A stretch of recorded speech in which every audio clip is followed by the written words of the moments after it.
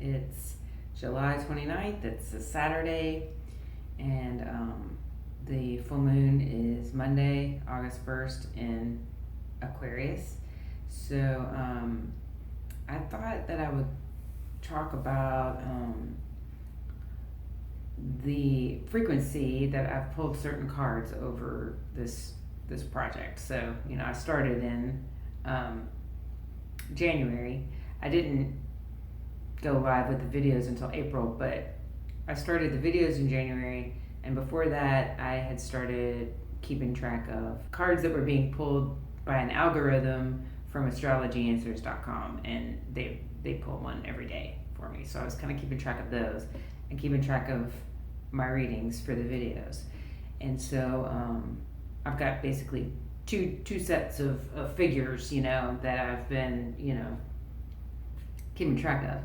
So I kept track of 210 of the daily internet cards. So that's like the algorithm picking for me.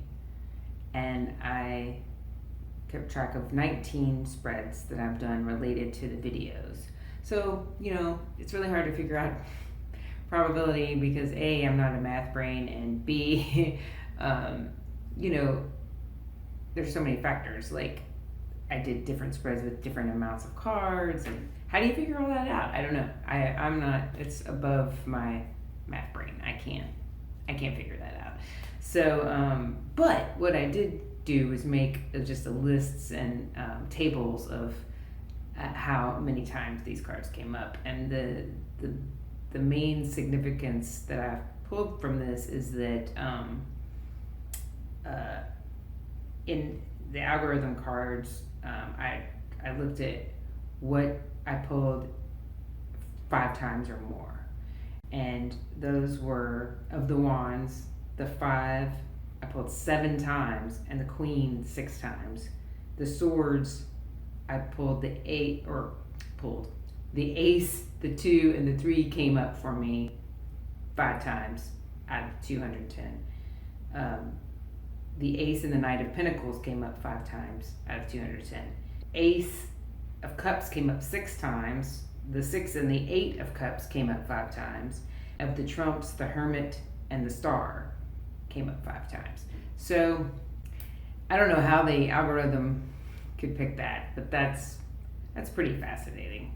I don't know. It's just why those things would keep coming up. And then of the cards that I pulled, of the 19, 4 times the 2 of swords came up, which it came up 5 times in the algorithm version, and the 6 of cups came up 4 times out of 19, and that one also had come up 6 times in the algorithm. So I think that's fascinating. I don't, it could just be utter hooey and coincidence, but seems pretty significant to me. And then of the trumps, this one didn't come up as often in the algorithm. I think it came up maybe like 3 times that I got the emperor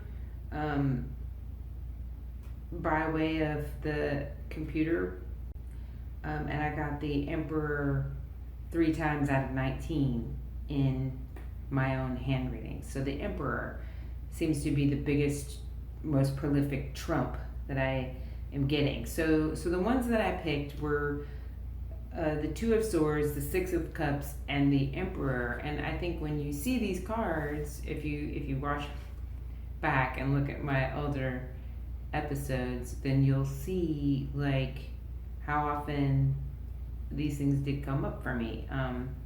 This one here, the 2 of swords, that's she was coming up a lot earlier in the year, in January and February,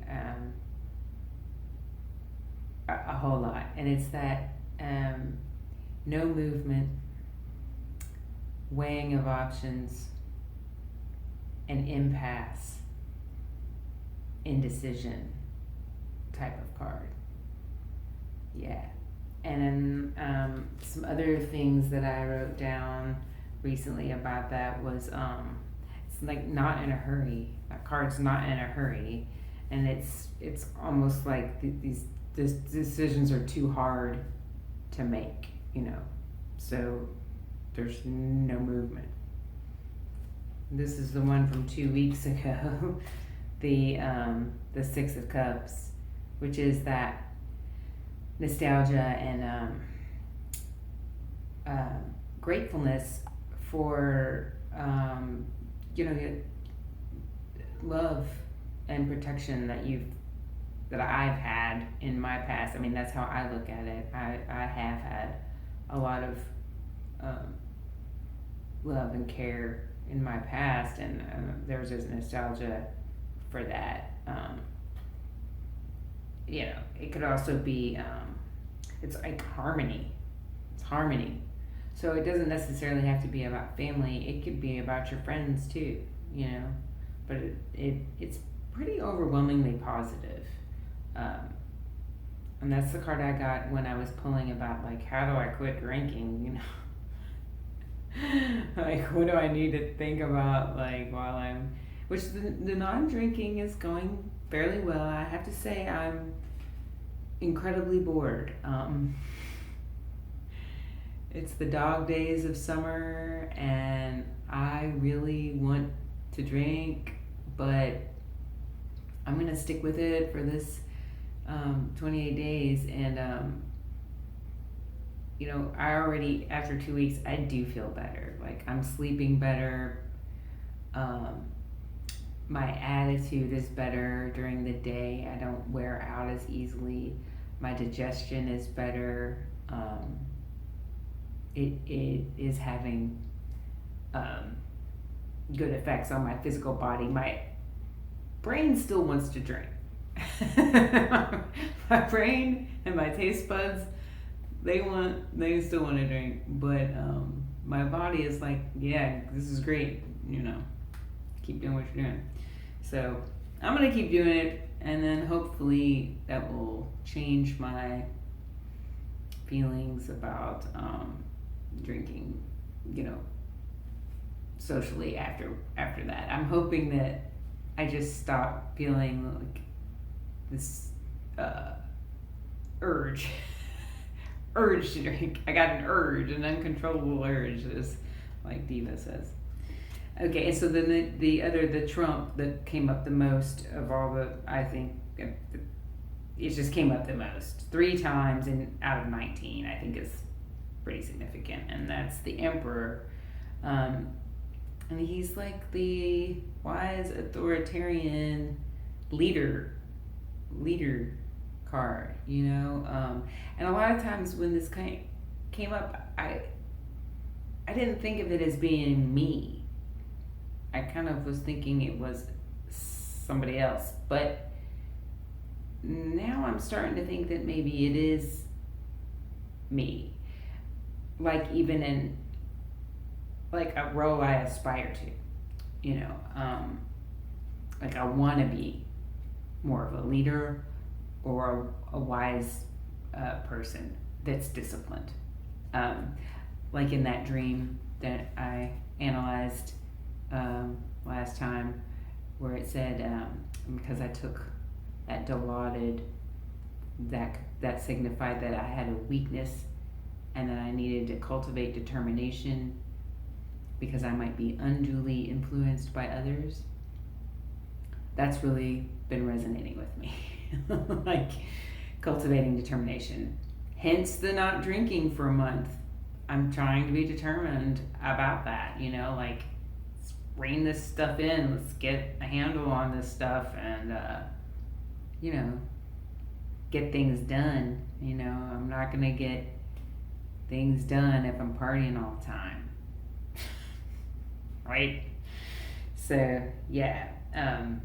Another interesting thing that Biddy Tarot pointed out that I didn't notice before was that the Emperor has an Ankh, or Ankh. I don't know how to pronounce that, but that's that symbol of everlasting life that Egyptian symbol, and I like that symbol a lot. I have a necklace that someone gave me that I wear, and I have an old ring. I don't have it on, but I have an old ring that a good friend of mine gave me when I was like 15. It's like an ankh ring.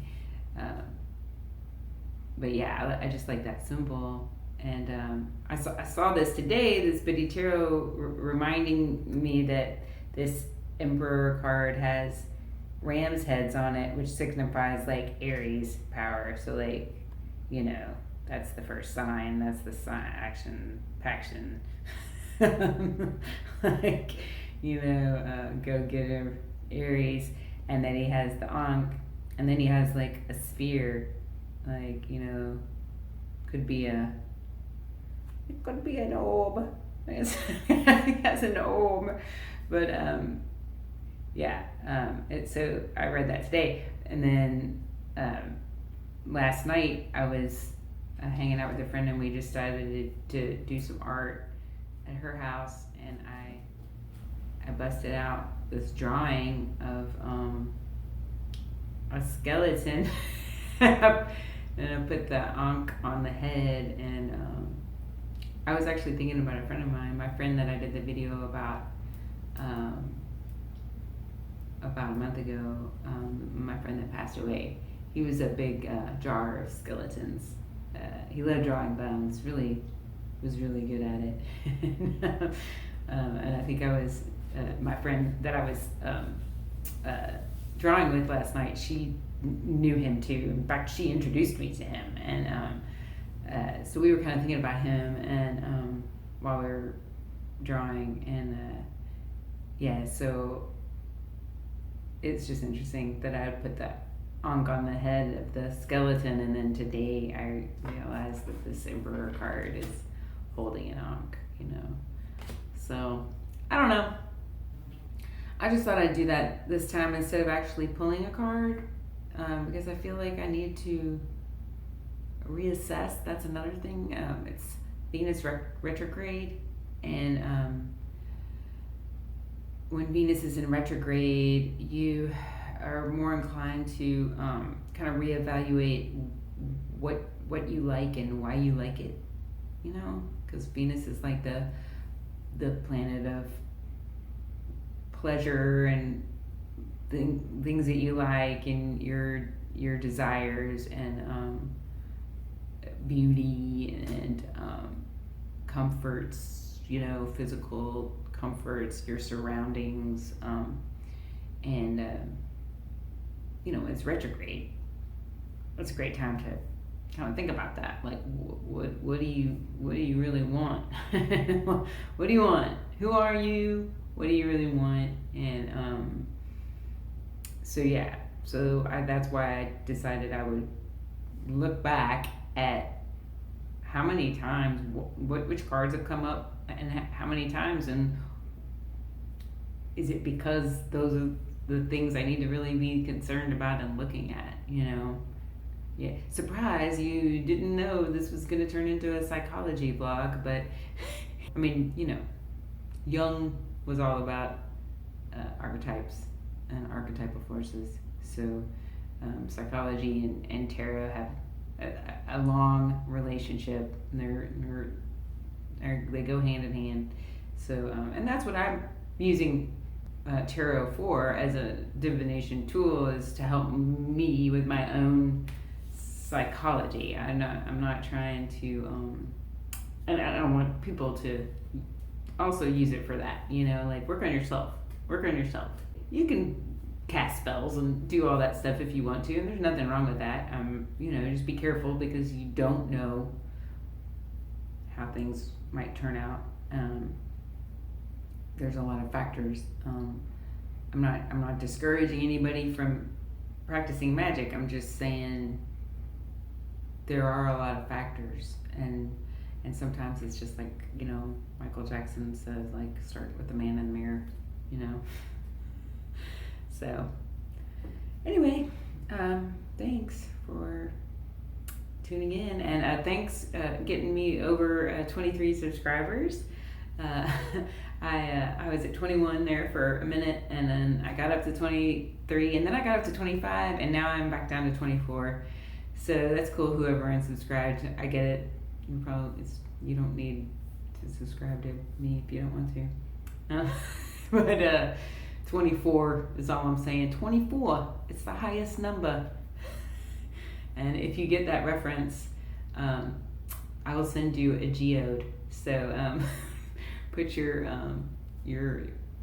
guess in the comments of what the reference 24 is the highest number is from in the comments below. And if you the first to get it right will get mailed a geode if they're willing to send me their address.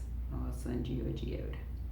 Okay, so thanks a lot, and keep looking up. It's going to be a beautiful supermoon, sturgeon moon, close to the earth on Monday. So look up at it, and yeah, have a good one. Dog days, hot.